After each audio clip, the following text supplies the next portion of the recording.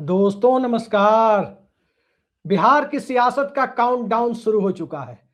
अगले 72 घंटे बेहद महत्वपूर्ण होने वाले हैं और इन 72 घंटों के दरमियान बिहार में किसकी सरकार बनने की नौबत पैदा हो रही है।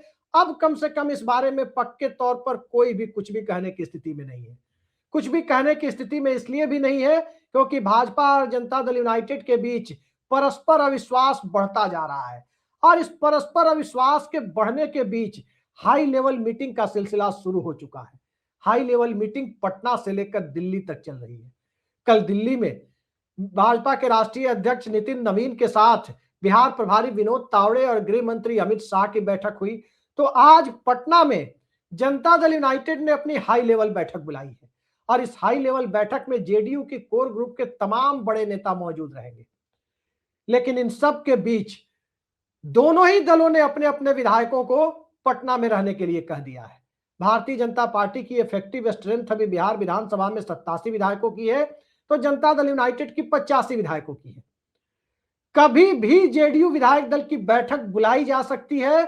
ये बात अब करीब करीब कंफर्म होने की स्थिति में जा रही है, क्योंकि जो कहा जा रहा था कि 14 तारीख को बिहार कैबिनेट की बैठक के बाद नीतीश कुमार राजभवन जाएंगे, जिसे अब लोक भवन कहा जाता है, लोक भवन जाएंगे और राज्यपाल को इस्तीफा देंगे।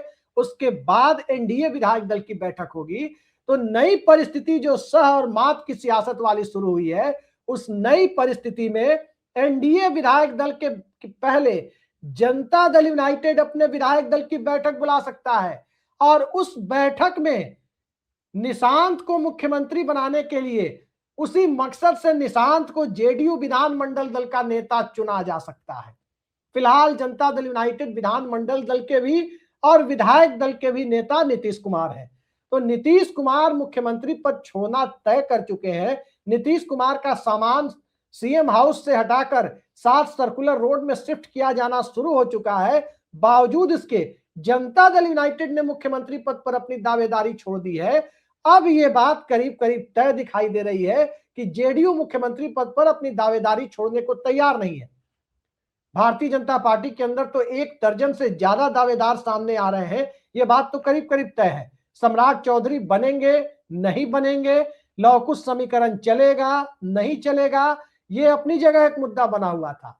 और जो अभी कल या परसों तक माना जा रहा था कि बड़ा smooth power transfer JDU to BJP हो जाएगा, अब वो स्मूथ पावर ट्रांसफर की स्थितियां उलट जाती हुई दिख रही है। नीतीश कुमार राज्यसभा जा चुके हैं, वो सांसद बन चुके हैं, विधानमंडल की सदस्यता वो छोड़ चुके हैं और 30 सितंबर 2026 के पहले उन्हें मुख्यमंत्री पद भी संवैधानिक प्रावधानों के मुताबिक छोड़ देना है या फिर से चुन करके विधानमंडल का सदस्य जून के महीने में बन जाना होगा। ये परिस्थिति अब साफ है कि नीतीश कुमार दोबारा विधानमंडल के सदस्य नहीं बनेंगे और वो संसद में ही रहेंगे। लेकिन संसद में रहकर जनता दल यूनाइटेड को मुख्यमंत्री पद की दावेदारी से पीछे हटा लेंगे। अब इस बात पर बर्फ पड़ती हुई दिखाई दे रही है। बर्फ पड़ती हुई इसलिए दिखाई दे रही है कि जेडीयू के एक बड़े खेमे के अंदर सत्ता छोड़ने को लेकर रजामंदी नहीं है। खुद नीतीश कुमार भी सत्ता की कमान अपने हाथ से छोड़ना नहीं चाहते। लेकिन बीजेपी तो बीजेपी ठहरी। बीजेपी को बिहार की सत्ता चाहिए। 40 लोकसभा सीटें बिहार में है। अब सत्ता में किसे बिठाएगी वो अलग बात है। कल का घटनाक्रम भी बेहद महत्वपूर्ण रहा, खासकर इस मामले में कि भारतीय जनता पार्टी सत्ता की दावेदारी कर रही है। कल पटना में सम्राट चौधरी और विजय सिन्हा, जो दोनों डिप्टी सीएम हैं, वो सीएम हाउस गए, मुख्यमंत्री से मुलाकात की। क्या बात हुई किसी को नहीं पता चला। दोनों वापस लौटे, लेकिन वापस लौटने के बाद सम्राट चौधरी की सार्वजनिक उपस्थिति तो कहीं नहीं दिखी, लेकिन विजय सिन्हा राज्यपाल से मिलने जरूर चले गए। अब उन दोनों के बीच क्या बात हुई यह भी अब तक नहीं पता है। इसके पहले दरअसल पटना में भाजपा कार्यालय में एक कार्यक्रम था। उस कार्यक्रम में चीफ गेस्ट के तौर पर सम्राट चौधरी को ही आना था। कार्यक्रम था ज्योतिबा फूले की जयंती समारोह का। सम्राट चौधरी नजर नहीं आए। तमाम भाजपा के बड़े नेता, बिहार भाजपा के नेता वहां नजर आए, लेकिन सम्राट चौधरी को किसी ने नहीं देखा। आखिर क्या कारण था कि सम्राट चौधरी वहां नजर नहीं आए? क्या दिल्ली में सम्राट चौधरी के नाम पर मुहर नहीं लग पाई, या जनता दल यूनाइटेड की तरफ से जो जेडीयू नहीं बल्कि बीजेपी खेमे के द्वारा और मीडिया के एक बड़े कैंप के द्वारा प्रचारित किया जा रहा था कि नीतीश कुमार की तरफ से सम्राट चौधरी सीएम कैंडिडेट है। क्या उस बात में कहीं कोई सच्चाई नहीं है? देखिए, एक बात तो करीब करीब तय है कि नीतीश कुमार, सम्राट चौधरी हो या कोई और भाजपा नेता, भारतीय जनता पार्टी को मुख्यमंत्री बनाने के लिए, बीजेपी को मुख्यमंत्री पद देने के लिए पूरे मन से तैयार नहीं है। इसमें कहीं कोई दो राय नहीं। लेकिन इतनी बात भी जरूर है कि जनता दल यूनाइटेड के पास मुख्यमंत्री पद रहे और उनकी बार्गेनिंग पावर उस मुख्यमंत्री पद को बरकरार रखने के लिए मजबूती से बनी रहे, इसके लिए राष्ट्रीय जनता दल की सहमति जरूरी है। क्योंकि विपक्ष के पास 41 विधायक है, 41 विधायक और जनता दल यूनाइटेड के 85 विधायक मिलकर ये 126 विधायक होते हैं, जो बिहार विधानसभा में अभी 121 पर जो बहुमत का आंकड़ा है उससे 5 ज्यादा होते हैं। सवाल यह है कि तेजस्वी यादव ने तो अब तक अपनी तरफ से कोई रुख नीतीश कुमार के समर्थन का दिखाया नहीं। क्यों नहीं दिखाया, एक अलग सवाल है। लेकिन नीतीश कुमार की बार्गेनिंग पावर भी तेजस्वी यादव के शिथिल पड़ने से या तेजस्वी यादव के खुलकर नीतीश कुमार के पक्ष में खड़े न होने से कमजोर हो रही है और बिहार भारतीय जनता पार्टी के हाथ में जाने की बुनियाद पड़ती नजर आ रही है। तो कहीं ना कहीं इसमें तेजस्वी यादव के द्वारा नीतीश कुमार के समर्थन में खुलकर ना आना भी एक कारण है। लेकिन पटना में पोस्टरबाजी भी चरम पर है। पोस्टर किस तरह के? पोस्टर उसी तरह के जिससे जनता दल यूनाइटेड अपने दावे को पुष्ट करता दिखे। और इस पोस्टर को जरा देखिए, इस पोस्टर में तो सीधे सीधे नीतीश कुमार की जगह निशांत की वकालत की जा रही है और निशांत के पक्ष में जो तर्क दिए जा रहे हैं वो भारतीय जनता पार्टी को चुभने वाले हैं। मतलब ना तो बुलडोजर चाहिए और ना ही फसाद चाहिए। अब बुलडोजर नीति का पालन कौन करता है? क्या ये पोस्टर नीतीश कुमार की सहमति से लगाए गए? क्या ये पोस्टर नीतीश कुमार की इच्छा से लगाए गए या उनकी अनिच्छा से लगाए गए? अब जनता दल यूनाइटेड में पटना वाली जेडीयू कम से कम नीतीश कुमार की इच्छा के खिलाफ जाकर कोई पोस्टर लगाए, ये बात गले उतरती नहीं है। और नीतीश कुमार की इच्छा के खिलाफ जाकर नीतीश कुमार के बेटे को बिहार की कमान सौंपने के लिए पोस्टर लगाए, ये बात तो और किसी के गले नहीं उतरती।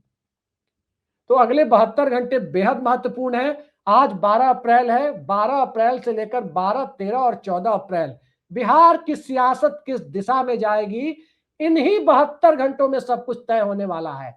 जनता दल यूनाइटेड अपने विधायक दल की बैठक, एनडीए विधायक दल की बैठक के पहले यदि करता हुआ नजर आया तो तय मानिए कि जनता दल यूनाइटेड मुख्यमंत्री पद को लेकर अड़ गया है और एनडीए के अंदर कॉम्प्रोमाइज की सूरत खत्म होती जा रही है। अब चूंकि नीतीश कुमार के पास स्थिति यह है कि बीजेपी सत्ता में आने की सोच भी ले, तो सवाल यह है कि नीतीश कुमार बीजेपी के सामने सरेंडर कर दे तो नीतीश कुमार की जो भूमिका है वो नरसिम्हा राव जैसी हो जाती है।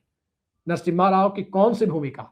तमाम उपलब्धियों के लिए, आर्थिक उपलब्धि, पंजाब, इन सब के लिए नरसिम्हा राव को याद किया जाता है। लेकिन नरसिम्हा राव के ऊपर एक बदनुमा दाग जो लगता है वो बाबरी विध्वंस का लगता है कि उनके कार्यकाल में यह हुआ। नीतीश कुमार की तमाम उपलब्धियां अपनी जगह कि नीतीश कुमार ने बिहार में इंफ्रास्ट्रक्चर को ठीक किया, कानून का शासन स्थापित किया, लेकिन इन सब पर भारी जो एक राजनीतिक दाग साबित हो सकता है कि नीतीश कुमार ने बिहार को संघ परिवार यानी भारतीय जनता पार्टी के हवाले सौंप करके बिहार की राजनीति से विदा ली। वो एक ऐसी ऐतिहासिक निंदा के लिए क्या नीतीश कुमार खुद को तैयार करेंगे? कम से कम 2 दिन के घटनाक्रम को देखते हुए तो ऐसा नहीं लगता। यह भी संभव है कि आखिरी दौर में नीतीश कुमार मुख्यमंत्री पद छोड़ने से ही मना कर दे। विजय चौधरी कह ही रहे हैं कि ऐसा कहीं नहीं लिखा है कि राज्यसभा सांसद बनने के बाद मुख्यमंत्री पद छोड़ना जरूरी हो जाता है। तो आखिर बिहार की राजनीति में क्या होने जा रहा है? किसका किससे गठबंधन होगा? मुख्यमंत्री की कुर्सी पर कौन बैठेगा? सम्राट चौधरी की चाहत का क्या होगा? भारतीय जनता पार्टी की इच्छा का क्या होगा? और जनता दल यूनाइटेड मुख्यमंत्री पद को बरकरार रखने के लिए किस हद तक आगे जाएगी, कहां तक किससे हाथ मिलाने की स्थिति में होगी, इन सब के लिए जेडीयू के कोर ग्रुप की आज की बैठक पर नजर रखें। विधायकों को पटना में आने को कह दिया गया है।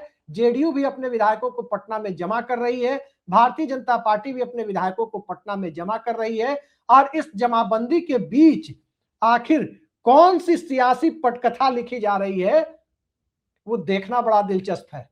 नीतीश कुमार के बारे में अक्सर बिहार के राजनीतिक विश्लेषक कहा करते हैं कि नीतीश कुमार यदि कहें कि वो पूरब दिशा में जा रहे हैं, तो पूरब को छोड़कर यदि उन्हें बाकी तीनों दिशाओं में ढूंढा जाए तो उन्हें नीतीश कुमार से मिलने की गुंजाइश है।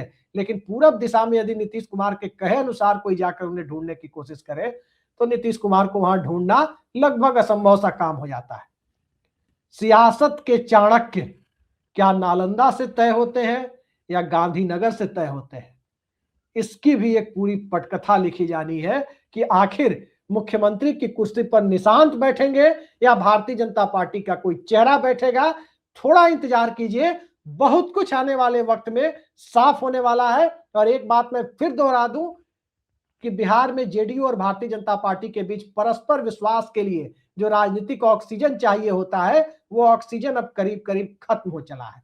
दिल्ली वाली जेडीयू ऑक्सीजन सप्लाई से ज्यादा, परस्पर विश्वास की ऑक्सीजन सप्लाई से कहीं ज्यादा जनता दल यूनाइटेड को भारतीय जनता पार्टी की बी टीम बनाने पर उतावली बनी है। लेकिन पटना वाली जेडीयू, नीतीश कुमार कैंप जिसे कहते हैं, वो उस उतावलेपन के सामने खुद को सरेंडर करते हुए पाती है या उस उतावलेपन के सामने करारा जवाब देने की स्थिति में खुद को पाती है।